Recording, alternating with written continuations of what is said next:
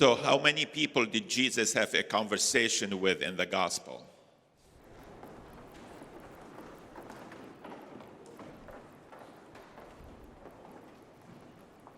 People?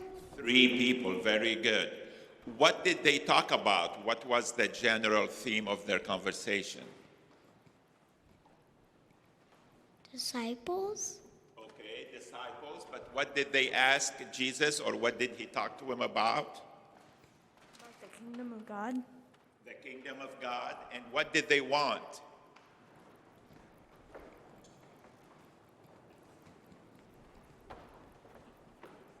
Well, they wanted to stay behind and say goodbye first. Okay, they had excuses. Jesus asked them something, or they wanted something from Jesus.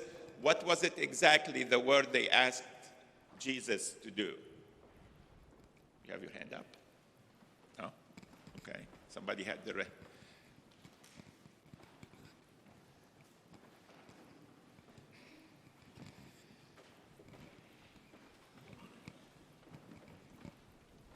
If they could live forever.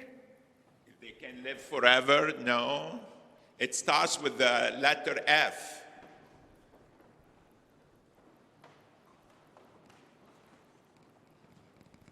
I forgot what I was going to say. What?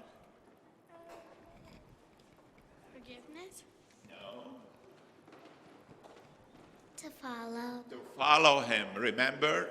One of them asked him, I want to follow you, and then Jesus told someone else to follow him. Now, about disciples, that's correct. That's what a disciple does, follows Jesus. So it was about discipleship. It was about the kingdom of God. That's what Jesus told them they're supposed to be doing. But how do we follow Jesus today? Obviously, when Jesus was alive, it was different. People can't follow him, literally follow him. How can we follow Jesus today? We could pray before we go to bed. Very good. Through prayers, we follow Jesus. By doing the right thing. By doing the right things. We can follow what he wants us to do. Okay, doing what he wants us to do.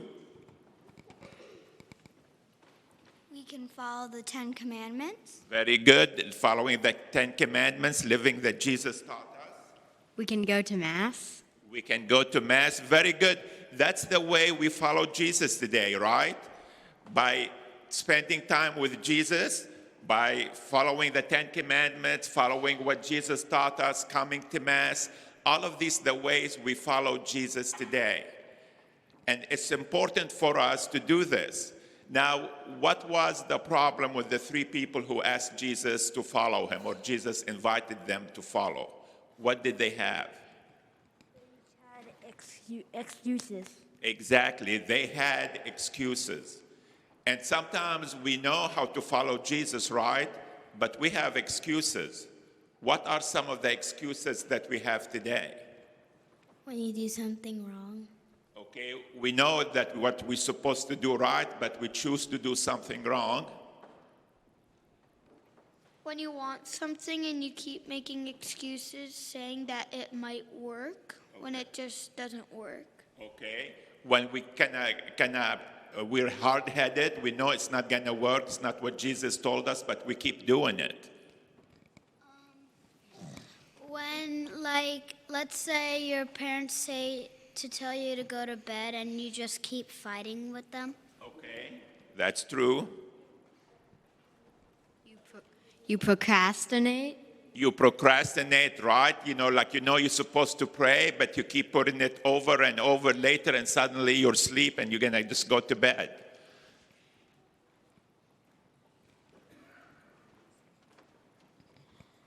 Your parents are telling you to go to bed and then you're procrastinating and saying that you have to do other stuff, like to get ready for something or to just...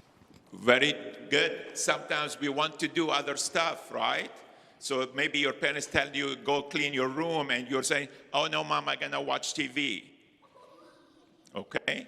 So we have other things to do. What other ways that you guys might have to deal with, for example, coming to Mass?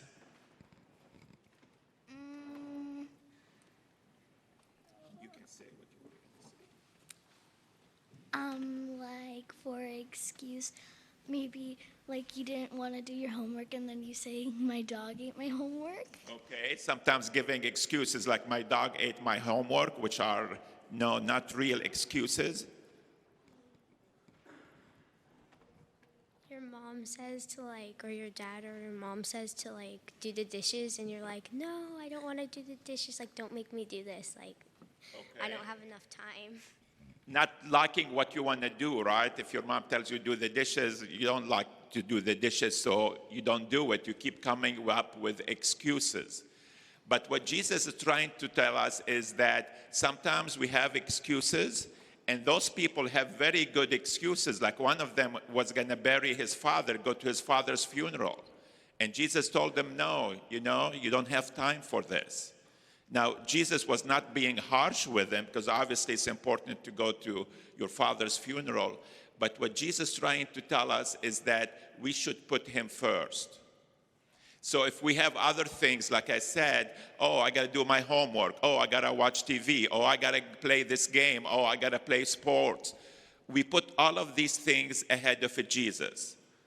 Then we're not truly following Jesus. We're following other things. So to follow Jesus, to be his disciples, we have to make sometimes sacrifices. And why do we sacrifice things we like today to do? It's because one day we want to get to heaven. And that's what Jesus did for us. Jesus sacrificed himself on the cross, not just for him to get to heaven, so all of us can get to heaven. And that should be our number one priority, making sure we follow Jesus and do what Jesus expects us to do and make it our number one priority.